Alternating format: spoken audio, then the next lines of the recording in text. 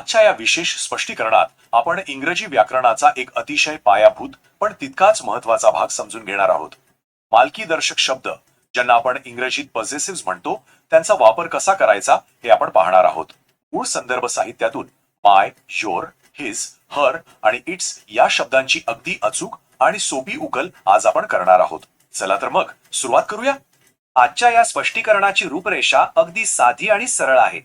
पहिल्यांदा या शब्दांची ओळख करून घेऊ, मग व्याकरणाचा मुख्य तक्ता बघू, त्यानंतर ही रूपे प्रत्यक्ष वाक्यात कशी वापरतात ते पाहू, मध्येच थोडी उजळणी करू आणि शेवटी काही नवीन शब्द शिकूया. विभाग 1, मालकीदर्शक शब्दांची ओळख. सुरुवात अगदी सोप्या उदाहरणाने करूया. आय एम रमेश म्हणजे मी रमेश आहे. इथे आय किंवा मी हा कर्ता स्वतःची ओळख सांगतोय, पण जेव्हा मालकी दाखवायची असते तेव्हा याच आयचं रूप बदलून माय होतं. दिस इज माय पेन म्हणजे हे माझं पेन आहे. मालकी हक्क दाखवताना हा वाक्यातला बदल खूप महत्वाचा ठरतो. आणि हाच नियम दुसऱ्या व्यक्तीबद्दल बोलताना कसा लागू होतो ते पाहूया. You are Sheela. इथे यू हा शब्द समोरच्याची ओळख दर्शवतो, पण त्या व्यक्तीच्या मालकीचं पुस्तक दाखवताना यूच्या जागी योर वापरला जातो. दिस इज युअर बुक म्हणजेच हे तुझं पुस्तक आहे. एकदम सोपं आहे ना? विभाग 2, व्याकरणाच्या नियमांचा तक्ता. आता मूळ मुद्दा. हा तक्ता म्हणजे या संपूर्ण संकल्पनेची मास्टर की आहे. प्रथम, द्वितीय आणि तृतीय पुरुषी सर्वनामांची मूळ रूपे म्हणजे आय, यू, ही, शी आणि इट ही त्यांच्या मालकीदर्शक रूपांशी म्हणजेच माय, योर, हिज, हर आणि इट्स यांशी कशी जोडलेली आहेत हे इथे अगदी स्पष्ट दिसतं. हा तक्ता एकदा पक्का डोक्यात बसला की इंग्रजी बोलताना गल्लत होण्याची शक्यताच उरत नाही. विभाग 3, वाक्यांमध्ये प्रत्यक्ष वापर. मूळ साहित्यात किती भरपूर उदाहरणे दिली आहेत याकडे जरा लक्ष देऊया. यावरून एक गोष्ट नक्की सिद्ध होते, ती म्हणजे हा एक छोटासा नियम आपल्याला संवादाच्या शेकडो वेगवेगळ्या परिस्थितींमध्ये इंग्रजी बोलण्यासाठी मदत करतो. मालकीदर्शक शब्द समजून घ्यायचे असतील तर कुटुंबातील नातेसंबंधांची उदाहरणे एकदम परफेक्ट ठरतात.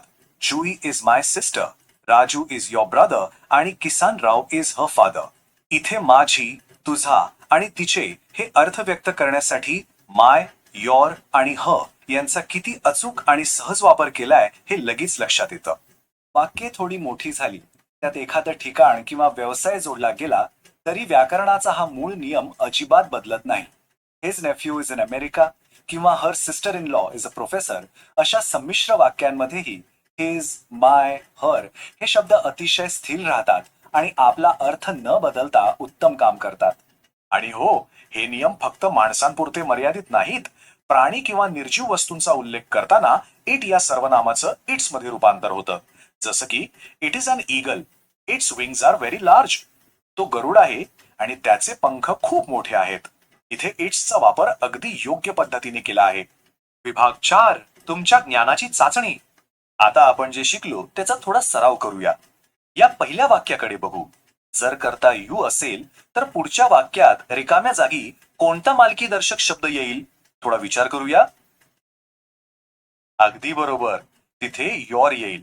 Your name is Tanaji. पुढचं उदाहरण बघूया. इथे कर्ता शी असं आहे, तृतीय पुरुषी स्त्रीलिंग. मग शीचा संबंध तिच्या नावाशी जोडण्यासाठी तिथे कोणता शब्द असायला हवा? नक्कीच तिथे हर असा शब्द येईल. Her name is Kusum. आता हे शेवटचं उदाहरण. दिस इज अ बॉय. इथे अ बॉय हा तृतीय पुरुषी पुल्लिंगी विषय आहे. मग त्या मुलाची सायकल नवीन आहे हे सांगण्यासाठी आपण कोणता शब्द वापरू? एकदम बरोबर, his. His bicycle is new. मूळ साहित्यामध्ये अशा रिकाम्या जागांचा सराव मुद्दाम दिला आहे. पुढच्या टप्प्यावर जाण्याआधी आपल्याला हे नियम खरोखर समजले आहेत की नाही हे तपासून पाहण्यासाठी ही एक उत्तम पद्धत आहे. आणि इथे प्रत्यक्ष हाताने सोडवलेली उदाहरणे पाहता येतील. स्वतः लिहून सराव केल्यामुळे हे व्याकरणाचे नियम आपल्या स्मरणात अगदी कायमचे कोरले जातात. नुसतं वाचण्यापेक्षा कृतीतून शिकणं कधीही जास्त फायद्याचं ठरतं. विभाग 5, आवश्यक नवीन शब्दसंग्रह. हे नियम प्रत्यक्ष वापरायचे असतील तर आपल्याकडे चांगला शब्दसंग्रह असणं गरजेचं आहे.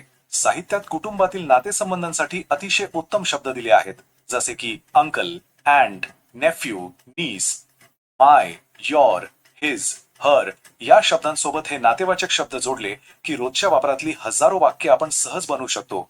तसंच प्राण्यांबद्दल किंवा वस्तूंबद्दल बोलण्यासाठी काही वर्णनात्मक शब्दही ते दिले आहेत. इट्सचा वापर करताना ब्युटिफुल, स्ट्रॉंग, व्हील किंवा विंग यांसारखे शब्द खूप उपयोगी पडतात.